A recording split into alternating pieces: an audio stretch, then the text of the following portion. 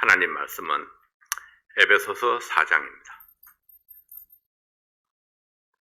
에베소서 4장 25절부터 32절까지 있는 말씀 함께 보시겠습니다. 에베소서 4장 25절부터 32절까지 있는 말씀입니다. 그런즉 거짓을 버리고 각각 그 이웃으로 더불어 참된 것을 말하라. 이는 우리가 서로 지체가 됨이니라. 분을 내어도 죄를 짓지 말며 해가 지도록 분을 품지 말고 마귀로 틈을 타지 못하게 하라. 도적질하는 자는 다시 도적질하지 말고 돌이켜 빈궁한 자에게 구제할 것이 있기 위하여 제 손으로 수고하여 선한 일을 하라. 무릇 더러운 말은 너희 입 밖에도 내지 말고 오직 덕을 세우는 데 소용되는 대로 선한 말을 하여 듣는 자들에게 은혜를 끼치게 하라. 하나님의 성령을 근심하게 하지 말라. 그 안에서 너희가 구속의 날까지 인치심을 받았느니라. 너희는 모든 악독과 노함과 분냄과 떠드는 것과 회방하는 것을 모든 악의와 함께 버리고 서로 인자하게 하며 불쌍히 여기며 서로 용서하기를 하나님이 그리스도 안에서 너희를 용서하심과 같이 하라. 아멘. 기도하겠습니다. 아버지 하나님 감사합니다. 오늘도 저희들이 함께 모여서 하나님 말씀을 나누고 또 말씀을 통해서 위로받고 또 도전받고 또 말씀을 통해서 우리의 삶이 변화될 수 있기를 원합니다. 아버지 하나님 오늘도 준비된 말씀을 통해서 저희들을 축복해 주시옵소서. 우리 성도들 어디에서 예배에 참석하든지 우리 모든 성도들이 예배에 참여하게 도와주시고 또 예배를 통해서 우리의 그들의 믿음이 성장할 수 있도록 도와주시옵소서. 이 시간 종의 입술을 주께 의뢰합니다. 예수님 이름으로 간절히 기도하옵나이다. 아멘. 지금까지 바울은 옛사람을 벗어버리고 새사람을 입으라 그렇게 강조해 왔습니다. 이제 새사람을 입었으면 새 생활을 위한 구체적인 지침들이 필요합니다. 오늘은 바울이 소개하는 6가지 구체적인 행동 수칙들을 좀 함께 알아보도록 하겠습니다. 첫째는 참된 것을 말하라 했습니다. 에베소서 4장 25절 말씀에 그런즉 거짓을 버리고 각각 그 이웃으로 더불어 참된 것을 말하라. 이는 우리가 서로 지체가 됨이니라 했습니다. 여기에 이웃은 누구일까요? 이웃은 성도들을 의미하는 것입니다. 우리 주 안에 함께 믿음으로 살아가는 성도들을 이야기하는 것입니다. 참된 것을 말하라. 이 말은 우리의 내면을 보여주는 가장 직접적인 수단입니다. 또한 말은 서로를 이해하는 수단이 되기도 하고 관계를 이어주는 수단이 되기도 하지만은 또 그 관계를 끊어버리는 그런 수단이 되기도 합니다. 그래서 그러므로 내가 새로운 삶을 살고자 할 때에 내 입으로 하는 말은 대단히 중요하다는 것입니다. 참된 것을 말하라. 이는 우리가 서로 지체가 됨이니라 했습니다. 우리는 이미 관계가 맺어져 있습니다. 우리는 그리스도의 보혈로 맺어진 형제 자매들입니다. 우리는 한 아버지를 섬기는 하나님의 자녀들입니다. 우리는 같은 소망을 가진 자들입니다. 우리는 같은 목표를 향해서 가고 있는 사람들입니다. 우리는 마지막 천국에까지 함께 가야 할 사람들입니다. 자, 왜 이런 사실들, 우리가 다 알고 있는 사실인데 이런 사실들을 강조할까요? 알면서도 잘 지켜지지 않고 알면서도 자꾸 잊어버리기 때문입니다. 그래서 우리는 계속해서 리마인드 할 필요가 있습니다. 우리는 어떤 사람인가? 우리는 어떤 관계 속에 있는 사람들인가? 그러므로 우리는 서로 지체된 우리들은 서로가 서로에게 어떻게 대해야 되는가? 이런 것들을 계속해서 우리가 리마인드 해야 될 필요가 있습니다. 우리는 그리스도 안에서 또 함께 지어져 가는 지체들입니다. 함께 지어져 간다는 의미가 무엇입니까? 너도 자라고 나도 자라야 함께 지어져 갈 수 있습니다. 나만 아무리 올라가 봐야 벽이 그렇죠. 한쪽만 올라가 봐야 집이 완성되지가 않습니다. 사방의 벽들이 다 똑같이 올라가야 집이 완성되질 수 있습니다. 마찬가지로 우리 모든 성도들이 함께 지어져 가야 합니다. 그래야 완성된 그리스도의 집을 이룰 수가 있는 것입니다. 우리는 서로 사랑하라는 명령을 받고 있는 자들입니다. 그래서 우리는 함께 울고 함께 웃고 함께 즐겨야 할 그런 운명 공동체입니다. 이것이 우리의 관계의 본질입니다. 그러므로 우리는 어떤 경우에도 진실해야 합니다. 우리는 길 위에서 스쳐 지나가는 행인 같은 그런 관계들이 아닙니다. 우리가 반드시 기억해야 될 사실은 형제나 자매가 잘 되는 것이 곧 나의 축복입니다. 형제나 자매가 어려움을 당하는 것이 곧 나의 고통입니다. 그러므로 우리가 새로운 삶을 살기 원한다면 마음으로부터 서로 진실해야 합니다. 거짓을 버리고 참된 것을 말하라. 참된 것을 말하라. 이것은 솔직하게 말하라 이런 뜻보다는요. 우리가 참된 마음으로 서로 말을 할 수 있어야 된다는 것입니다. 진실된 마음. 우리가 서로가 서로에게 진실된 마음, 참된 마음, 하나님께서 주시는 그 선한 마음으로 말할 수 있어야 된다는 것입니다. 두 번째로는 분을 품지 말라 했습니다. 에베소서 4장 26절 27절 말씀에 분을 내어도 죄를 짓지 말며 해가 지도록 분을 품지 말고 마귀로 틈을 타지 못하게 하라. 분을 품으면은 마귀가 틈을 노리고 하나님의 자녀들을 공격하고 넘어뜨립니다. 마귀는 상처 입은 감정을 통해서 역사하기 때문입니다. 분을 내지 말라 하시고 분을 내어도 죄를 짓지 말라 했습니다. 이 말씀은 어떤 문제 앞에서 분이 일어나는 것은 자연스러운 반응일 수 있다는 것입니다. 마치 새가 공중에 날아가다가 내 머리에 오물을 뿌리는 것과 같이 내가 피할 수 없는 상황을 만날 수 있습니다. 그러나 새가 내 머리에 둥지를 틀려고 하면은 나는 당연히 새를 쫓아버릴 것입니다.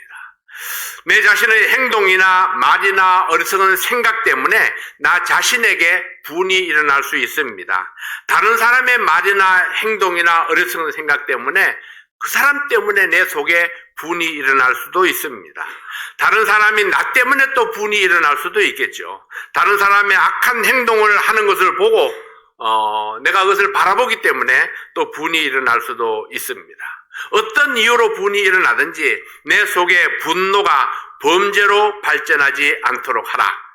또한 분이 일어나더라도 해가 지도록 분을 품지 말라. 이것은 분을 오래 품고 있으면 자기 자신을 공격하게 되고 결국은 사탄에게 무너질 수 있기 때문입니다. 마귀는 분을 품게 하고 그 분을 자라게 하고 또 그 분으로 죄를 짓도록 유혹하는 자입니다.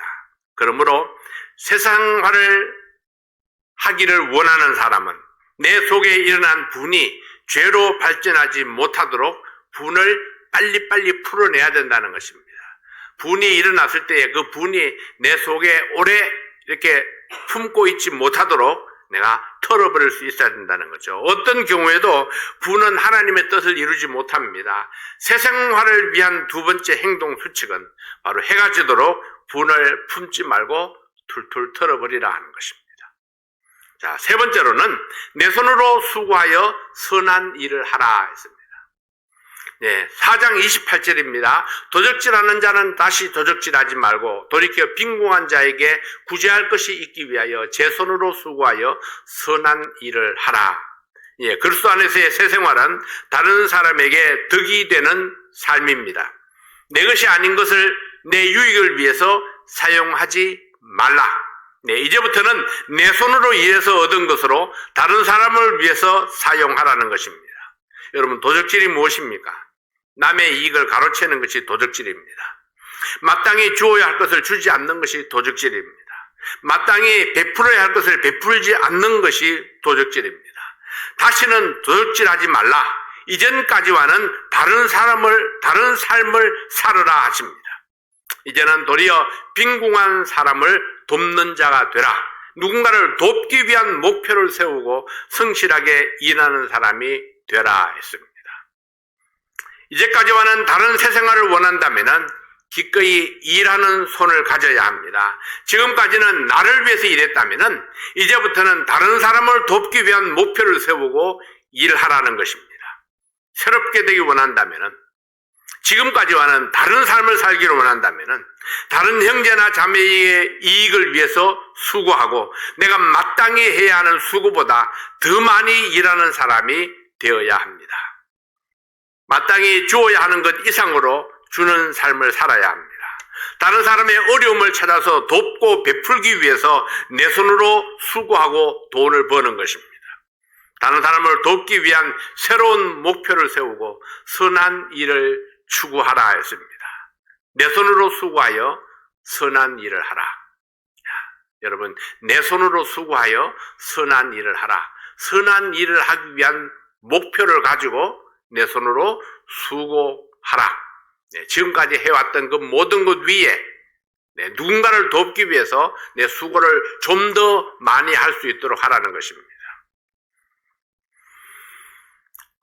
네 번째로는 선한 말로 덕을 세우라 했습니다. 4장 29절 말씀에 무릇 더러운 말은 너희 입 밖에도 내지 말고 오직 덕을 세우는데 소용되는 대로 선한 말을 하여 듣는 자들에게 은혜를 끼치게 하라. 더러운 말은 입 밖에도 내지 말라. 어떤 말이 더러운 말입니까? 욕설이 더러운 말이 아닙니다. 다른 사람에게 악을 끼치는 모든 말이 더러운 말입니다. 다른 사람의 약점을 폭로하는 말이 더러운 말입니다. 악한 소문을 만들어내는 것이 더러운 말입니다.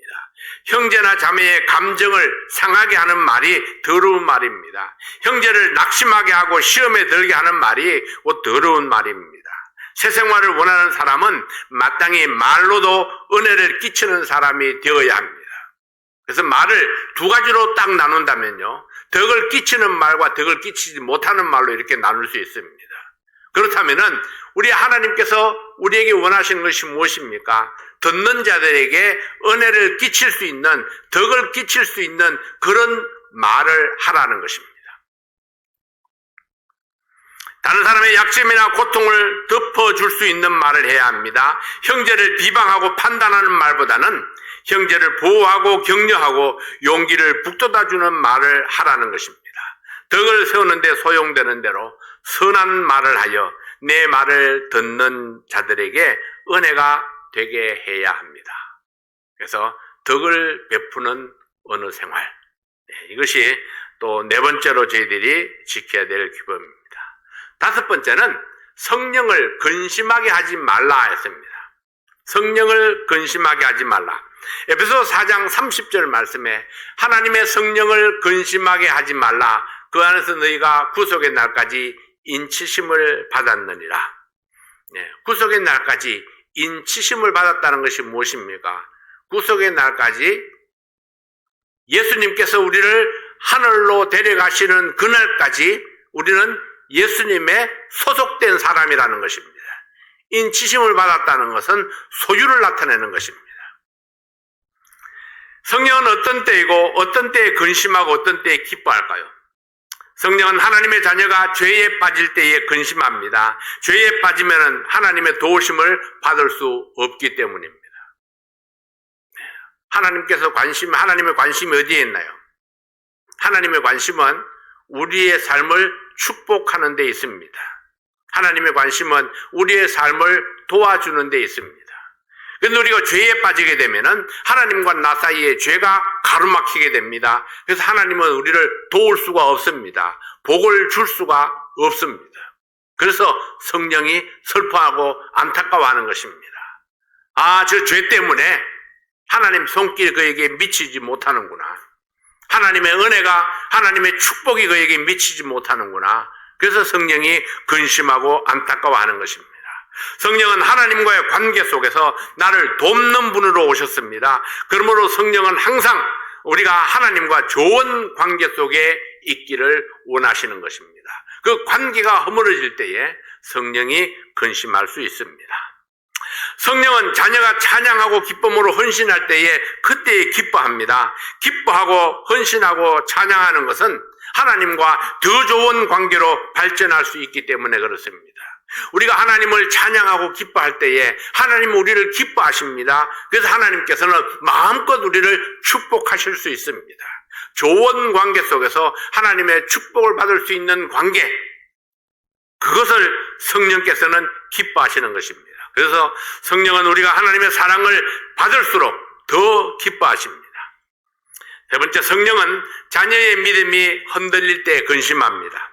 믿음이 흔들리면은 사탄에게 속을 수 있기 때문입니다. 사탄은 언제나 의심이라는 무기를 통해서 우리를 공격해 옵니다. 어떤 유혹 앞에서도 확고한 믿음으로 굳게 설 때에 성령을 기쁘시게 할 수 있습니다.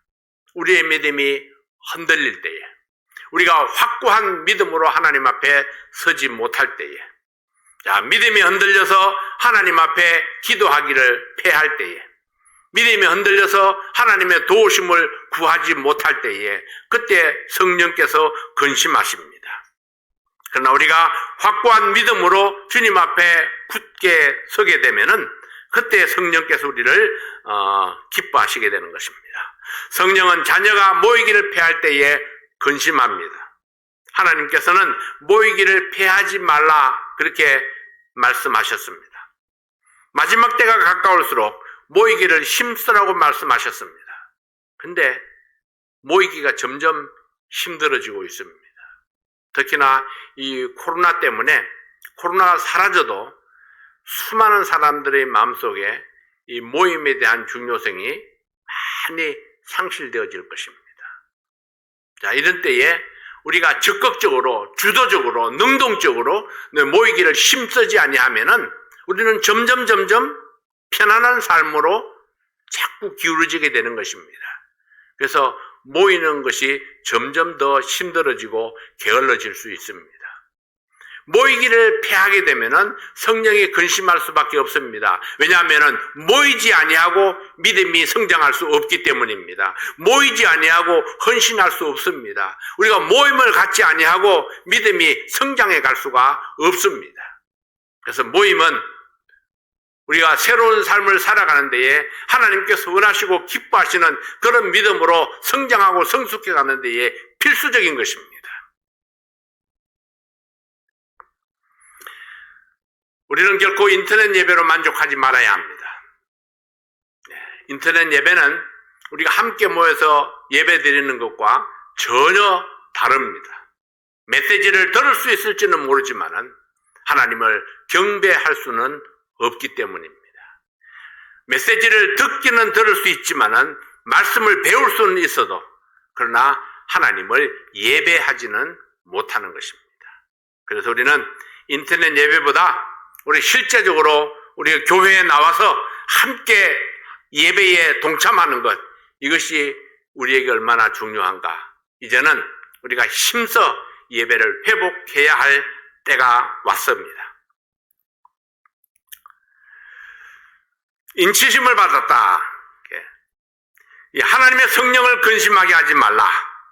그 안에서 너희가 구속의 날까지 인치심을 받았느니라 했습니다. 인치심을 받았다는 것은 하나님의 소유라는 뜻이 있습니다. 하나님께서 우리를 변화된 몸으로 영원한 천국에 데려가실 때까지 우리를 돌보시는 책임이 성령께 있습니다.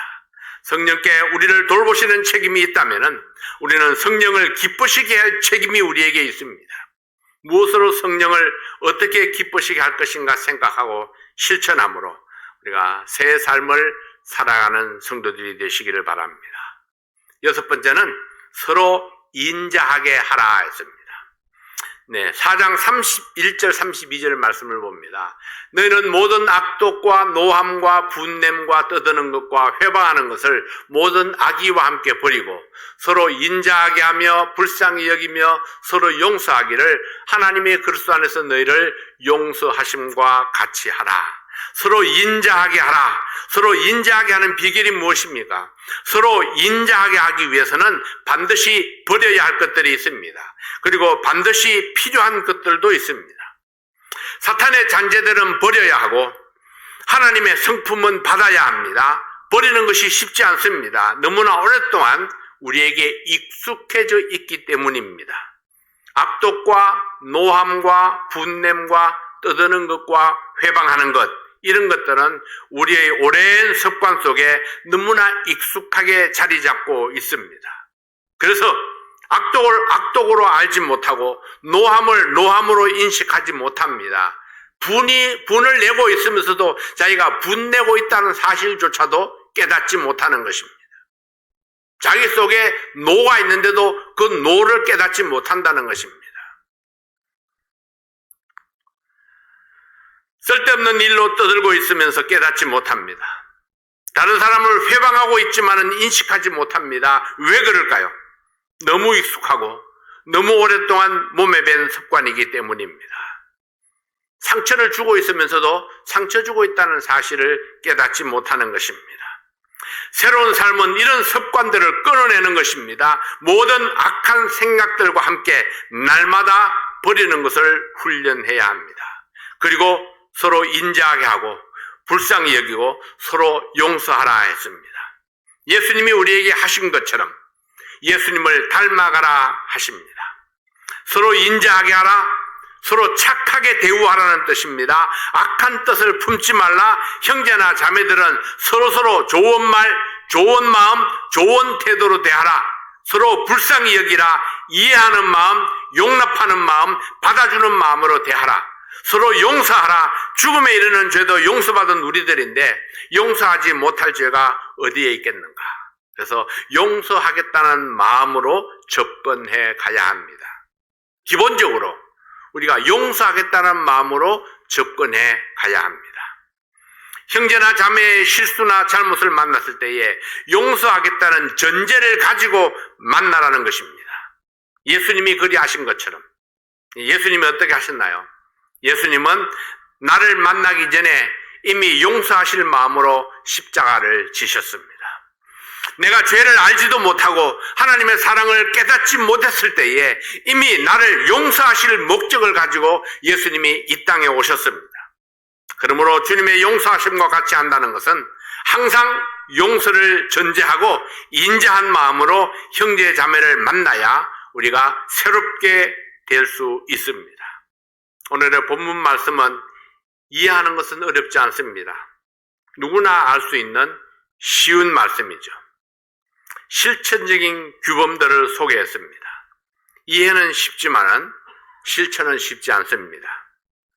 그러나 주님을 의지하고 기도하고 하나님의 말씀을 사모함으로 예배에 힘쓰면은 한 단계 우리가 실천을 향해서 나아갈 수 있습니다. 하나님께서 나에게 원하시는 것은 새 생활입니다. 버릴 것은 과감하게 버리고 주님의 뜻을 따라서 새 생활을 가꾸어가는 성도들이 되시기를 원하십니다. 쉽지 아니합니다. 그래서 하나님의 도움이 필요합니다. 쉽지 아니합니다. 그래서 우리가 기도가 필요합니다. 다른 성도들의 도움이 필요합니다. 서로 우리가 분위기를 맞추어 가야 합니다. 하나님께 예배드리는 그 분위기, 서로 사랑으로 함께하는 그런 분위기, 서로 용서하고 영납하는 그런 분위기를 서로 만들어 가야 합니다. 그를 보면서 내가 배우고 나를 보면서 또 다른 사람이 배울 수 있도록 서로가 모범이 되어질 수 있어야 하는 것입니다. 서로 믿음을 나타내 보임으로써 그 믿음을 본받을 수 있도록 해야 합니다. 그래서 다른 성도의 도움이 필요합니다. 서로 용서하고 서로 불쌍히 여기고 서로 인자하게 하는 것이 필요합니다. 새로운 삶으로 변화되어가는 다른 형제를 볼 때에 나도 힘을 얻어서 시도할 수 있습니다. 하나님의 도우심으로 날마다 새롭게 자라가는 성도들이 되시기를 바랍니다. 자, 봄이 왔습니다. 어제까지 매우 추웠지만은 내일부터는 이제 따뜻하게 될 겁니다. 아마 이제 새싹들이 또 파랗게 피어나게 되겠죠. 봄은 우리에게 소망을 일깨워 줍니다. 우리의 믿음도 그 새싹처럼 파랗게 돋아나는 그런 믿음이 될 수 있기를 원합니다. 그렇게 해서 여름이 지나면서 무성한 믿음으로 자라날 수 있도록, 가을에는 풍성한 결실을 맺을 수 있도록 하나님께서는 이 자연의 이치를 통해서 우리에게 이 모든 것들을 가르쳐주고 있습니다. 그래서 지금 이제 믿음으로 이 걸음을 주고 하나님의 말씀으로 살찌게 해서 내가 파란 새싹으로 믿음이 자라날 수 있도록 여러분 모든 분들이 힘쓰는 그런 새봄이 될 수 있기를 원합니다. 이제 4월 23일, 24일 특별 집회를 앞두고 있습니다. 이번 특별 집회는 우리 성도들을 위한 집회입니다.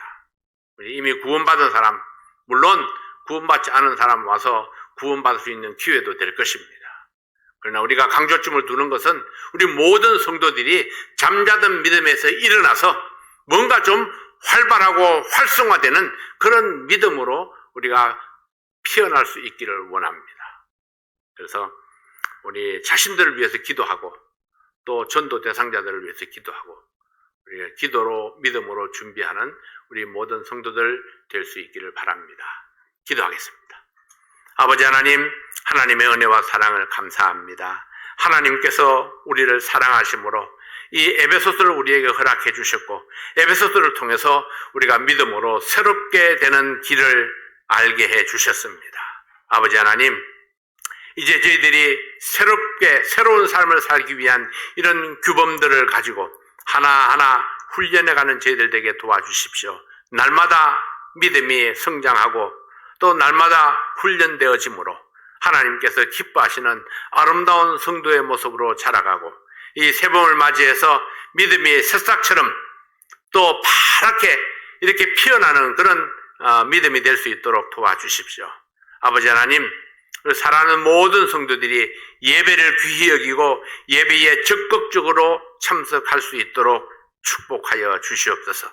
그래서 내 믿음을 지킴으로 하나님께서 나를 향하신 그 모든 계획들과 축복들이 넘치도록 내게 임하게 도와주시옵소서. 오늘도 주신 시간을 감사합니다. 예배를 축복해 주셔서 고맙습니다. 예수님 이름으로 간절히 기도하옵나이다. 아멘.